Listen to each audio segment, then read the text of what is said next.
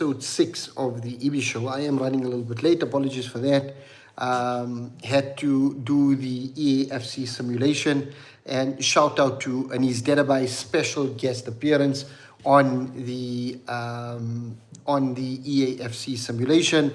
And if you haven't seen the video, please go back, have a look. It was an amazing game of football, ending 5-3 in favor of the Arsenal, with getting to Old Trafford predicting that Arsenal getting all 3 points against Liverpool and extending the lead to the top of the table with 8 points.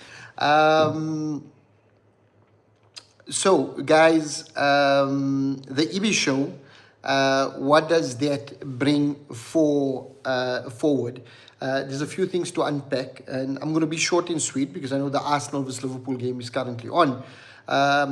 Manchester United were hosted at Turf Moor by Burnley, and we ended off at 2-2.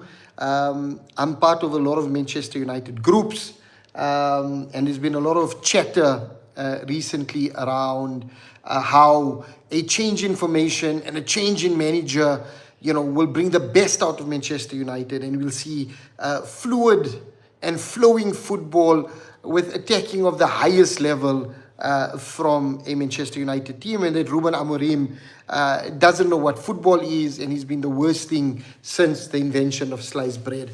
And I hate to break it to all of those people who've been jumping on the bandwagon.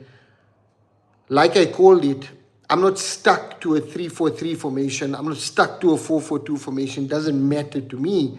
But the problem is new coach, new formation, same players, same results. It's got nothing to do with the formation. It's got nothing to do with the philosophy. It only has to do with two things at this football club: the lack of quality footballers that we have at Manchester United, entitled brats who feel that they can just rock up for a game and not give their all, and secondly, a rubbish ownership that would struggle to run the most mediocre of football clubs, let alone Manchester United. So until we see a massive change in playing personnel, an exodus of a lot of these useless bums, and a change in ownership, I'm sorry, but we're going to be seeing this story on repeat for a good couple of years. So Burnley vs Manchester United, Turf Moor.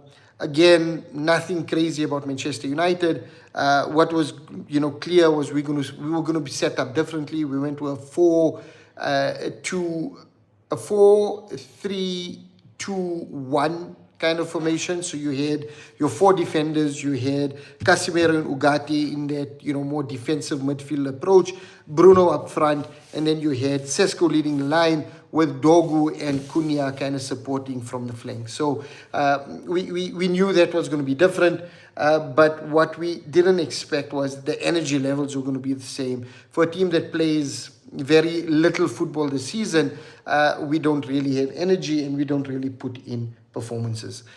This is no attack on Darren Fletcher. I think he did the best that he could with the amount of time that he had and the players at his disposal. But I think yesterday's game didn't expose Ruben Amorim for what's been the games. It rather exposed that useless Wilcox and Barada in showing that they are incompetent. They don't know how to run a football club, and that this change was made purely because the egos were hurt and not because of the footballing results. So I don't expect the game to go any different to how it went yesterday. Unfortunately for us, every time we kind of take one step forward, we take 10 steps back. And I read a stat somewhere that said that out of the last 30 points available to us against the bottom half of the table, we only managed to take 14 out of the 30 points. And, that alone should raise alarm bells at Manchester United. Oscar Johnson, welcome to the live. Drop into the comments. Let us know what you thought about the Burnley versus Manchester United game? And are you happy with the second of Ruben Amorim? And where do you see this club going in the near future? So yeah, that was that. On Darren Fletcher, I think, he's done the best that he could, coming in under short notice, trying to set up a team that could go out to win.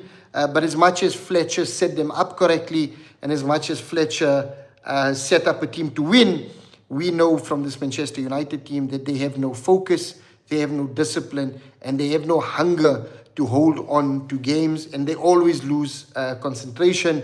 And yet again, at 2-1 up, our defense kind of went to sleep and allowed Burnley to walk through our defense and score an absolute blinder. I spoke about it in the last stream.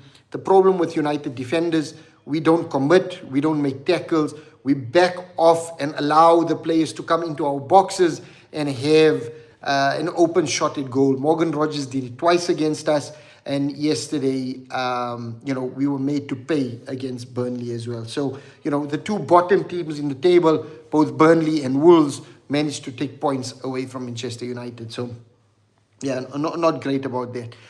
There were a few standout or a few things that kind of came up. Yeah, it was good, and Amorim wasn't the best. In the future, they will be a bit better. Oscar, I have to disagree with you on Amorim. I don't think it's an Amorim issue. I don't think it's a Darren Fletcher issue. I think it is a personnel issue. And I think that if we don't change the ownership as well, this football club will suffer for many a year to come. Vereniging Old Boys, Shea Lacey, yo lekker ding. I mean, these are a couple of the things that I want to touch on that came out and stood out for me during the game. One, Bruno Fernandes is not a deep-lying midfielder, and I think Ruben Amorim got that wrong. I think playing Bruno in that more attacking position brings out the best in Bruno and allows him to unlock the team. And again, Bruno was involved in the goal for Sesko. So that for me was a standout moment from the game, knowing that Bruno Fernandes is a more advanced midfielder. We all know it, but for some reason, Ruben wanted to play him in that more deep-lying midfield. Someone agrees with me. I'm hoping you're talking about where Bruno is playing, but yes, definitely agree with you on that. The second thing for me was the fact that Benjamin Sesko, if he gets the service, will be a clinical striker for Manchester United. And I think we kind of forget that he's only a youngster. I think he's, 20, 21 years old, maybe 22 at a stretch. Still a very young player coming in to lead the line at Manchester United. And a similar challenge that Rasmus Højlund had at Manchester United. It's a big responsibility to lead the line at Manchester United when you're playing in a team that doesn't support you, a team that doesn't create many chances. I think it becomes almost a graveyard shift for the striker. So I think Sesko, if you feed him, will be a clinical striker, and he showed yesterday that he has what it takes to get the goals. He has what it takes to lead the line for Manchester United. He just needs the right type of support. And then, again, something that stood out for me is that our defense, whether we're playing 3 at the back, whether we're playing 4 at the back, whether we play 5 at the back, we are leaky in defense. We continue to leak goals. There's a lapse in concentration. There is a lapse in effort. And we don't close down players quick enough. We allow too much room, and we allow the attackers to run at us. And irrespective of the formation, I think this Manchester United will suffer by conceding, a big number of goals during any game. We've seen it against Bournemouth, and we've seen it against Burnley again yesterday. The final thing that stood out for me, Shea Lacey. And again, I think this is something that Ruben Amorim got wrong. When his team was depleted, the opportunity to play someone like Lacey. Thank you, Oscar, for joining. Don't forget to like, share, subscribe, hit the bell notification so that you are made aware when we do go live. But thanks for joining the live. Really appreciate it. Shea Lacey, I think Ruben Amorim got that wrong. When we were depleted, he could have done a lot more with Amorim, with Shea Lacey. He could have played him a lot more in the games. And I think there was more opportunities to see from Shea. And what we saw yesterday in the cameo that he has a wicked left foot. He could be the next star that comes through our academy that finds himself in the first team. And if you give him an opportunity, he's got the confidence to take it on. And I think he should have been playing more and coming on as opposed to the Fletchers coming into the team during Amorim's last few games at Manchester United. And then finally, what I didn't like was that all of a sudden, Kobe Mainoo found himself fit and ready to go. I'm hoping it was just coincidence, and I'm hoping it's not down to not wanting to play because of the disagreements between him and Amorim and feigning an injury, and now all of a sudden got better and was willing to come in and play when Fletcher was there. So I'm going to give him the benefit of the doubt, and I hope that the people advising him are advising him correctly, and that he becomes the future of Manchester United, because I still believe in Kobe Mainoo. I think he can do fantastic for us, but I think with that type of an attitude, if it is, it will lead to a lot more hardships for him. The next point that I'd like to touch on, the 58 are planning a protest at Old Trafford on the 1st of February when we take on Fulham. And this is to protest against the current ownership of Manchester United.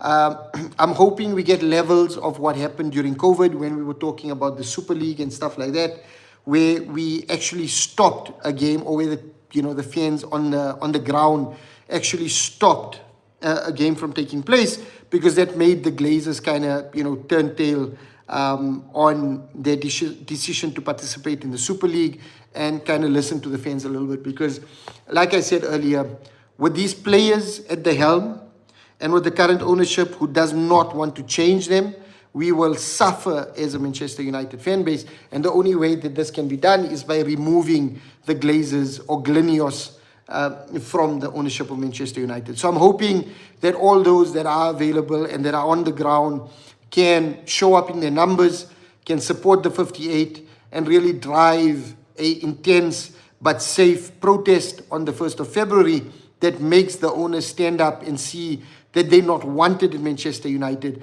they are despised at Manchester United, and that they should sell up and get the hell away from Manchester United. So let's hope that, this protest kind of stem to some greater good for Manchester United.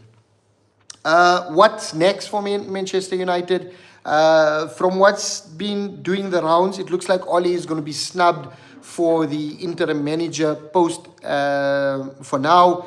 It looks like they're leaning towards Michael Carrick, but I think Gary Neville kind of summed it up really nicely. This is a rinse and repeat process at Manchester United. We go in and get the top coach. We did it with Mourinho.